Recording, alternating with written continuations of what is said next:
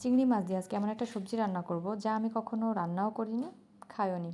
আসসালামু আলাইকুম এভরিওয়ান। প্রথমেই দেখতে পাচ্ছেন এটাকে আমাদের অঞ্চলে বলে কলার থোড়, যেটা আমাদের ওদিকে কখনোই মানুষ আমি খেতে দেখিনি, ইভেন আমরাও কখনো খাইনি। সেদিন আমার ছেলে যখন গ্রামে গিয়েছিল, সে গ্রাম থেকে আসার সময় এটা নিয়ে আসবেই। অনেক বুঝিয়ে শুনিয়ে আমি এটা নিয়ে আসিনি, বলেছে এটা আমি রান্না করতে পারি না, আমি রান্না করে দিব না নে। বলছে মামুনি আমি এটা ফোনে দেখছি, এটা খাওয়া যায়, এটা রান্না করা যায়। বাসায় আসছে, বাসায় এসে তার বাবাকে বলছে বাবা তুমি এটা বাজার থেকে কিনে নিয়ে আসবে। খুলনায় আবার বাজারে বিক্রি হয়। তার বাবাও কথা মতো কিনে নিয়ে আসছে। আমার শরীরটা কিছুটা খারাপ থাকার কারণে আমি রান্না করতে পারিনি, 2 দিন ফ্রিজে ছিল, ফ্রিজে থাকার কারণে এরকম কালো কালো হয়ে গিয়েছে। যখন এটা কিনবে তখনই সঙ্গে সঙ্গে রান্না করলে এটা টাটকা ভালো, যে মানে কালারটা সুন্দর আসে। তারপর আমি লবণ হলুদ দিয়ে ভালোভাবে সিদ্ধ করে নিচ্ছিলাম যাতে কষ ভাবটা না থাকে। সিদ্ধ করা হয়ে গেলে এখানে চিংড়ি মাছগুলোকে ভাজি করে মশলা দিয়ে আমি এটাকে রান্না করেছিলাম।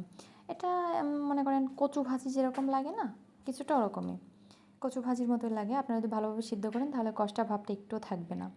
খেতে পারেন, নতুন নতুন এক্সপেরিমেন্ট হবে। ভালোই লেগেছিল। কার কার কাছে কেমন লেগেছে কমেন্টে জানাবেন। আল্লাহ হাফেজ।